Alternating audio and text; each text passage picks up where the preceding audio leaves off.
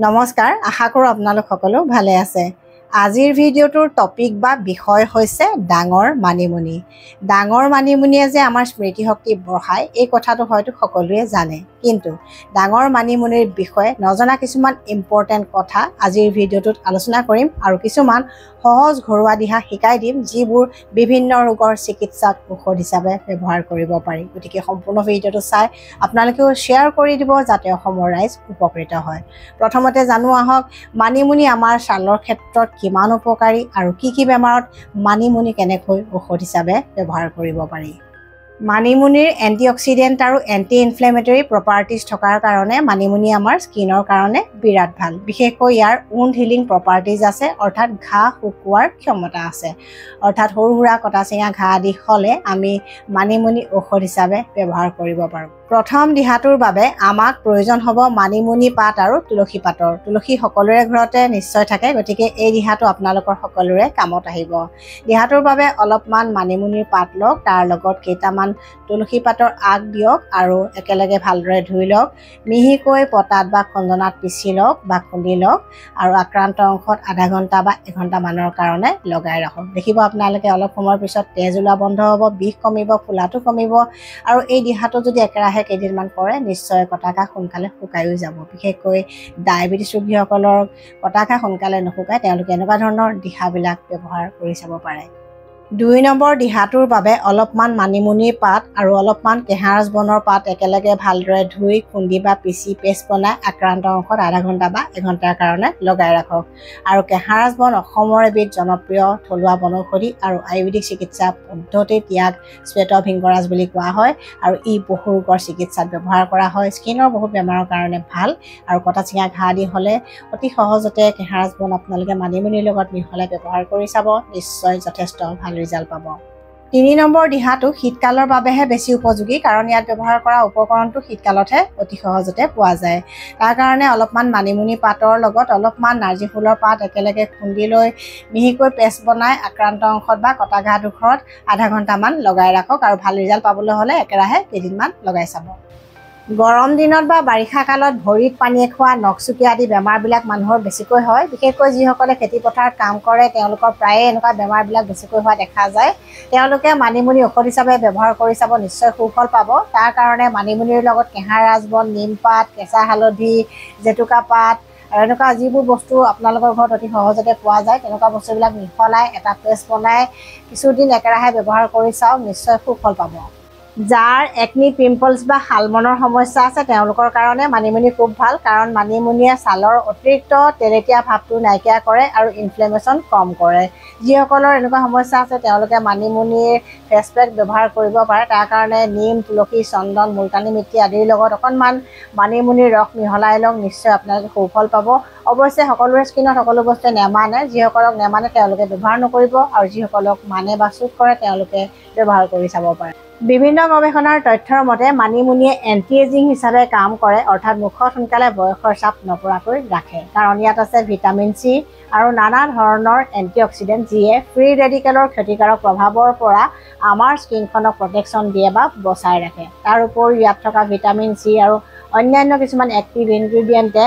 আমাৰ স্কিনৰ কলাজেন নামৰ প্ৰটিনবিধৰ উৎপাদনত সহায় কৰে যিয়ে আমাৰ স্কিনখন টাইট কৰি ৰাখে ৰিংকলছ ফাইন লাইনছ আদি বয়সৰ চাপ পৰা লক্ষণবিলাকো কমাই ৰাখে গতিকে মানিমুনি খাওক আৰু মানিমুনি স্কিন কেয়াৰতো ব্যৱহাৰ কৰি চাওক ইয়াৰ অৰ্থ এইটো নহয় যে মানিমুনি খালে আপোনালোকৰ স্কিনত বয়সৰ চাপ নপৰিব কিন্তু আমি সদায় বয়সৰ চাপ কমাই ৰখাৰ কিছুমান টেকনিক ফ'ল' কৰিব লাগে তাৰ ভিতৰত খাদ্যও প্ৰধান গতিকে আমি এনেকুৱা ধৰণৰ খাদ্য খাব লাগে যিবোৰে বয়সৰ চাপ কমাই ৰখাত সহায় কৰে আৰু মানিমুনিৰ এনেকুৱা ধৰণৰ ঔষধি গুণৰ কাৰণে বিভিন্ন আয়ুৰ্বেদিক প্ৰডাক্টছত বিশেষকৈ এণ্টি এজিং ক্ৰীমবিলাকত মানিমুনি ব্যৱহাৰ কৰা হয় মানিমুনিৰ 2 নম্বৰ উপকাৰিতাটো দেখা যায় পাচনতন্ত্ৰৰ কিছুমান বেমাৰৰ ক্ষেত্ৰত মানিমুনি gastritis peptic ulcer ulcerative colitis dysentery diarrhoea আদি বেমাৰৰ ডাঙৰ ঔষধ বুলিয়ে ক'ব পাৰি কাৰণ ই হৈছে স্বভাৱত শীতল ইয়াৰ এণ্টিঅক্সিডেণ্ট গুণ আছে এণ্টি ইনফ্লেমেটৰী প্ৰপাৰ্টিজ আছে আৰু উণ্ড হিলিং প্ৰপাৰ্টিজ আছে যিসকলৰ এনেকুৱা সমস্যা আছে তেওঁলোকে মানিমুনি ভেদাইলতা আদিৰ আঞ্জা নিয়মীয়াকৈ খাব পাৰে বা যিসকলৰ ডিচেণ্ট্ৰি ডায়েৰিয়া আদি সমস্যা আছে তেওঁলোকে ৰাতিপুৱা খালী পেটতে 4 চামুচ বা 5 চামুচ মানিমুনিৰ ৰস 2 চামুচ বা 3 চামুচ ভেদাইলতাৰ ৰস একেলগে মিহলাই খালী পেটত খোৱাৰ অভ্যাস কৰিলে তেওঁলোকে যথেষ্ট ভাল ৰিজাল্ট পাব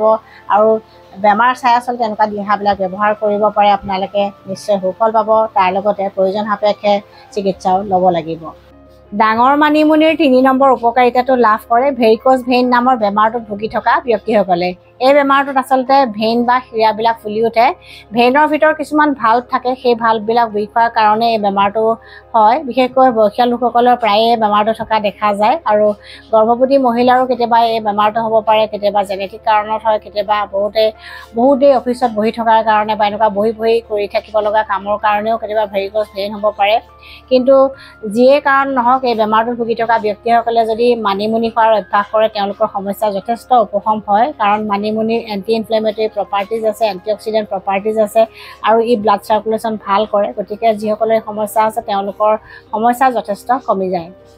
ডাঙৰ মানিমুনিৰ 4 নম্বৰ উপকাৰিতাটো দেখা যায় মুখ গহ্বৰৰ কিছুমান বেমাৰৰ ক্ষেত্ৰত বিশেষকৈ মাউথ আলচাৰ বা মুখৰ ভিতৰত হোৱা ঘাঁৰ কাৰণে মানিমুনি খুব উপকাৰী যিহেতু ইয়াৰ উণ্ড হিলিং প্ৰপাৰ্টিজ আছে এণ্টি ইনফ্লেমেটৰী গুণ আছে কিছুমান মানুহৰ মুখত খুব সঘনাই ঘাঁ ওলাই থাকে তাৰ কাৰণ বহুত আছে কিছুমানৰ পেটৰ ট্ৰাবলৰ কাৰণে হয় কিছুমানৰ লিভাৰ ট্ৰাবলৰ কাৰণে হয় কিছুমানৰ ভিটামিন ডেফিচিয়েঞ্চিৰ কাৰণে হয় কেতিয়াবা জ্বৰ ভিতৰত সোমাই থাকিলেও হ'ব পাৰে বিভিন্ন কাৰণত এনেকুৱা সমস্যা হয় আৰু কাৰণ যিয়ে নহওক যিসকলৰ সমস্যা আছে তেওঁলোকে মানিমুনি শাকৰ আঞ্জা খাব পাৰে আৰু মানিমুনি শাক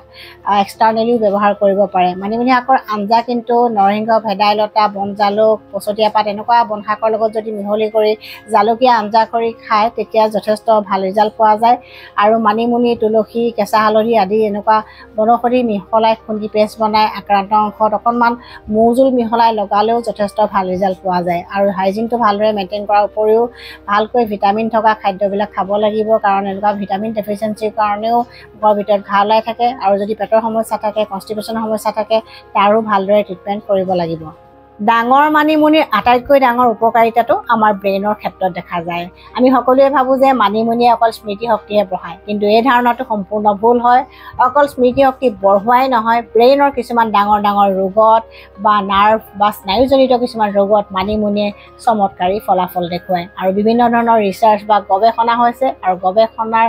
ফল মতে এনেকুৱা ধৰণৰ বেমাৰবিলাক প্ৰতিৰোধা নিয়ন্ত্ৰণ কৰাত সহায় কৰে যেনে বয়স হ'লে কিছুমান মানুহৰ এলজেইমাৰ ডিমেনচিয়া পাৰ্কিনছন আদি বেমাৰ হয় আৰু এই বেমাৰবিলাকৰ নাম হয়তো আপোনালোকে সকলোৱে শুনা পাইছে কিন্তু আমি যদি কম বয়সৰ পৰাই বা সৰুৰে পৰা এনেকুৱা ধৰণৰ বনৌষধিবিলাক খোৱাৰ অভ্যাস কৰোঁ তেতিয়া এই বেমাৰবিলাক হোৱাৰ সম্ভাৱনা বহুখিনি কমি যায় আৰু মই আচলতে কোৱা নাই এইবিলাক কথা ৰিচাৰ্চ বা গৱেষণাইহে কৈছে গতিকে মানিমুনি ব্ৰাহ্মীৰ দৰে ব্ৰেইন টনিকবিলাক খাই থাকিলে এনেকুৱা বেমাৰ হোৱাৰ সম্ভাৱনা কমি থাকে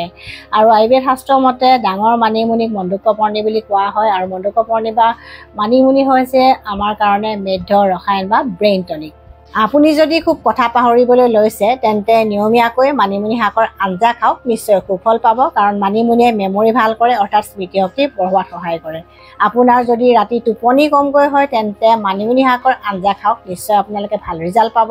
কাৰণ মানিমুনিয়ে ভাল টোপনি অহাত সহায় কৰে কাৰণ মেলাটনিন নামৰ হৰম'নটো নিঃসৰণ কৰাত মানিমুনিয়ে সহায় কৰে আৰু ই লগতে ষ্ট্ৰেছ হৰম'ন কৰ্টিজলকো কমাই ৰাখে মানিমুনি শাকে ষ্ট্ৰেছ এংজাইটি ডিপ্ৰেশ্যন আদি মানসিক বেমাৰবিলাক দূৰ কৰাত সহায় কৰে বা প্ৰতিৰোধৰ নিয়ন্ত্ৰণ কৰাত সহায় কৰে গতিকে মানিমুনি শাকৰ দৰে নেচাৰেল খাদ্যবোৰ খালে আমি এনেকুৱা বেমাৰবিলাকৰ পৰা প্ৰাকৃতিকভাৱে বাচি থাকিব পাৰোঁ আপোনাৰ যদি ভয় খুব বেছি বা আপোনাৰ যদি খং বেছি বা আপোনাৰ যদি কিবা ফিয়াৰ বা ফবিয়া আছে তেন্তে মানিমুনি শাকৰ আঞ্জা খাবলৈ লওক নিশ্চয় সুফল পাব অৱশ্যে মানিমুনি শাকৰ কেঁচা ৰস 2 চামুচ বা 3 চামুচ ৰাতিপুৱা খালী পেটত অলপমান মৌজোল দি যদি খোৱাৰ অভ্যাস কৰে তেতিয়া বেছি ভাল ৰিজাল্ট পাব আৰু মানিমুনিৰ লগত ব্ৰাহ্মী শাক খাব পাৰিলে বেছি ভাল ৰিজাল্ট পোৱা যায় যিসকল স্পেচিয়েল চাইল্ড বা বিশেষভাৱে সক্ষম শিশুৰ অটিজিম ADHD চেৰিব্ৰেল পেলচি আদি সমস্যা থাকে তেওঁলোকৰ কাৰণে ডাঙৰ মানিমুনি ডাঙৰ ঔষধ বুলিয়ে ক'ব পাৰি কাৰণ এনেকুৱা শিশুবিলাকৰ সাধাৰণতে ডিলেড স্পীচ থাকে বা মাতকুটাত পলম হয় কিছুমান বিহেভিয়াৰ প্ৰব্লেম থাকে নাৰ্ভৰ সমস্যা থাকে কিছুমানৰ এপিলেপচি থাকে এনেকুৱা কিছুমান সমস্যা তেওঁলোকৰ প্ৰায়ে হোৱা দেখা যায় কিন্তু এই সমস্যা বা চিমটম বা লক্ষণবিলাক কমাই ৰখাৰ কাৰণে মানিমুনি ডাঙৰ মেডিচিন বা ঔষধ বুলিয়ে ক'ব পাৰি তেওঁলোকক নিয়মীয়াকৈ মানিমুনি শাকৰ আঞ্জা খোৱাৰ উপৰিও মানিমুনি শাকৰ ৰস